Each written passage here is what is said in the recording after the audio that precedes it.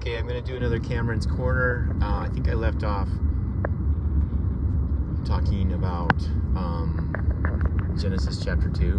And honestly, you guys, I can't remember where I left off, but I was talking about the creation of Adam, I think, and how it is similar to the ancient Near Eastern creation of an idol or a statue.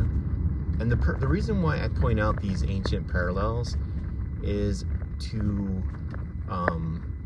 to help further elucidate like what the text is doing. So like, for example, if you guys were to get up and give a talk and you were to make an analogy to a football game or make an analogy to like a singing competition, or you hear people do this, right? Like they talk about Millennial Choir in a talk, or they'll talk about their sports season or whatever.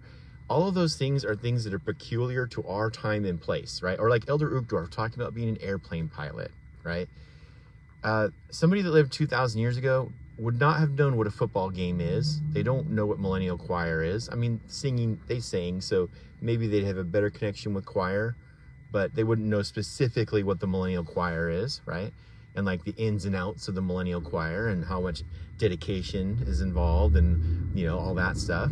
And they certainly wouldn't know what an airplane is, so analogies to an airplane would mean nothing to them, right? And that's why I do this, is I'm trying to show you the ancient authors were using their environment, their cultural environment, the same way that Elder Uchtdorf uses airplanes, our cultural environment, to make like an object lesson to teach something important. And so I'm just trying to elucidate or point out what these ancient cultures, like the object lessons that the writers of the Bible or of the book of Abraham or the book of Moses or whatever, what object lessons they were using, basically, right? And the object lesson for the creation of Adam is that it's being compared to the creation of an idol or statue. And that's significant. I mean, that's actually like super powerful object lesson, because as I said, the idol represents like the incarnation of the God, right, that they're making an idol for. And the process by which they made the idol is, they use clay, and then they would encase the clay in precious metals, like the statue in the book of Daniel chapter 2 that the king has a dream about, where like the head is of gold and the chest is of silver, and the then it's like bronze, and then the feet are like clay or whatever.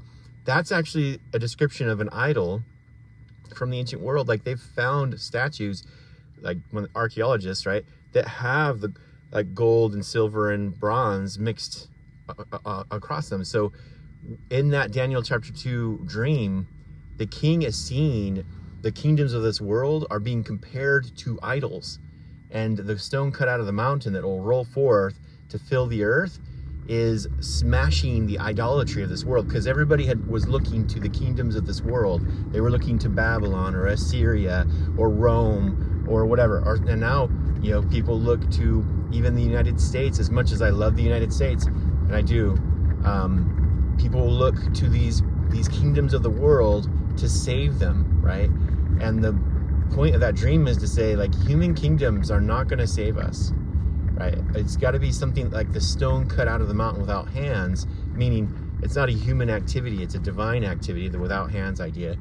And the stone that's being cut out is the foundation of a new world, right? Like that Jeremiah 51 talks about this, that there are stones you go to the mountains to cut out of. I mean, just like, okay, I'll use the Salt Lake Temple as an example. They go into the mountains and into the canyons and stuff and find granite, and they chisel it out of the mountain and bring the stones and make a temple, right? Well, there in this imagery, the stone cut out of the mountain is going to like roll forth and fill the whole world, meaning make a whole new world, okay? And it'll break down the idolatry of the past. Idolatry just meaning the stuff that humans relied on, or the stuff that humans want to rely on to save them, but it doesn't actually work, right? So that's the imagery. I digressed into all that to just point out, like, that's the idea. Like when God is making Adam, he's comparing him to the process of making an idol or an image of God. It's the same word in Assyrian or Babylonian. Akkadian is actually the language, and Semitic. It's the same Semitic parallel And it shows this idea that humanity is like, yes, humanity looks like God. We do, but we also like have the function, the purpose, like we're supposed to be agents for God on earth. Just like the kings of Babylon or the kings of Assyria would say that they were the agents of God on earth, right? Or like the King of England before the American Revolution would say he was the agent of God on earth, right? Or the Pharaoh would say he was the agent of God on earth. In fact, they were more strong about it. The Pharaoh would say he was a son of God, and so would the Assyrian and Babylonian kings, and they meant slightly different things by that, but I don't need to get into the details of that. The point is that being in the image of God was to say you were a son of God, and that you were like the agent of God on earth. You were meant to rule on behalf of God over the earth. And so when God uses that imagery, the image of God, and the creation of making it seem like it's like he's a statue and an image, what God is, he's trying to say something about the purpose of Adam and Eve on earth. Their purpose is to be the son and daughter of God on earth, act as his agent and rule over the earth, which is exactly what the story says, right? See, normally when the story uses one of these things, it kind of explains it. Like I've said this in the past, Jesus' name means salvation, and that's why his name is Jesus, is because he's the source of salvation. He's the Savior. So the calling us the image of God, and then explaining how we will have dominion over the earth and populate it with children and everything, is exactly what you would do with an image of God. Like that's the point of it, is to be an agent of God, to be the reflection of God on earth, to be a son and daughter of God on earth. And the kings of the ancient world would claim that. They would claim they had bits of divinity in them, right?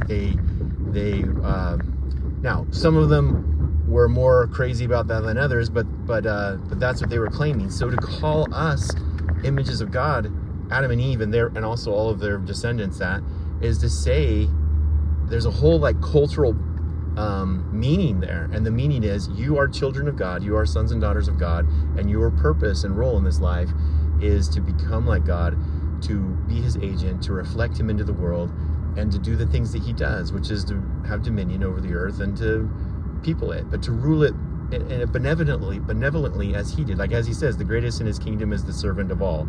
It's a different kind of kingship, not the way that the other images of God in Babylon and Egypt were doing it, not like they did, lording their power over everyone, but by serving other people, right? And doing it the way Jesus showed us how to do it. Because Jesus, again, is called the image of God. Paul talks about this in 2 Corinthians, that he is the image of God.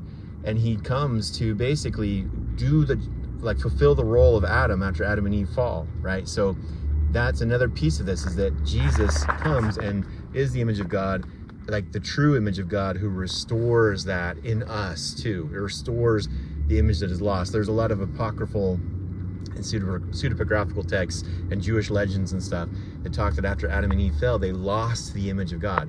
So I mean, they still looked like God, but they didn't have all the splendor and glory, because that's what gold and silver and everything is. It's shiny, right? So like you put the gold and everything on the statue to kind of say it's supposed to represent like the shiny gloriness of the God it represents. But you and I lost that imagery. We lost that after the fall.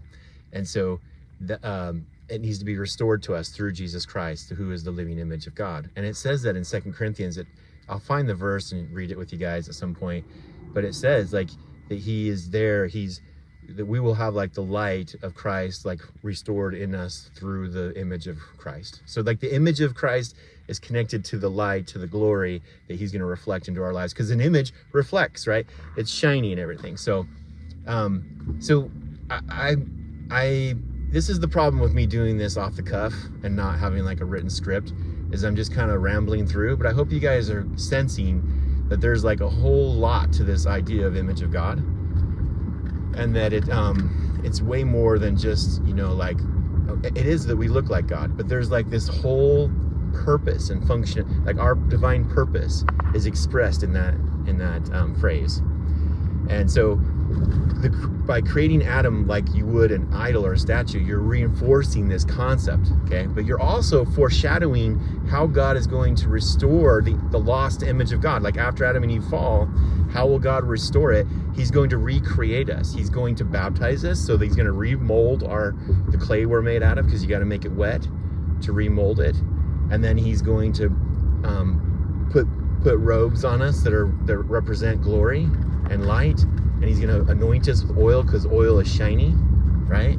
And it represents like somebody who glistens in the light. Okay, and at some point, again, I'll show you guys the Hebrew words and everything.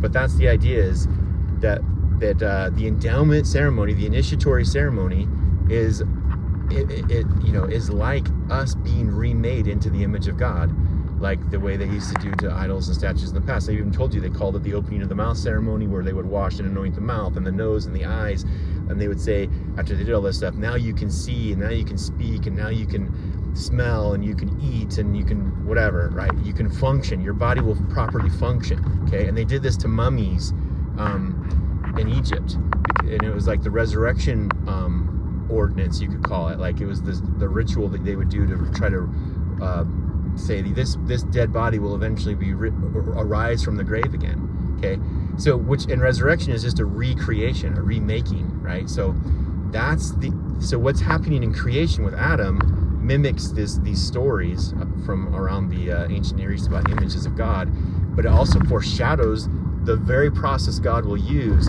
to remake us when it's time to restore our image after it's lost through the fall. Okay. So there's like this beautiful symmetry in the story. And then again, God breathes into Adam the breath of life.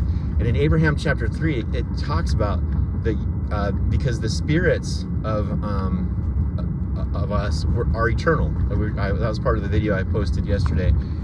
And so Adam's spirit, God formed his body out of the clay, and then he put in Abraham chapter 3, or 4, I should say, or maybe it's 5, I can't remember. Wherever Adam is made in that Abraham story, he puts Adam's spirit that had always existed into the body, but he also breathes into him the breath of life.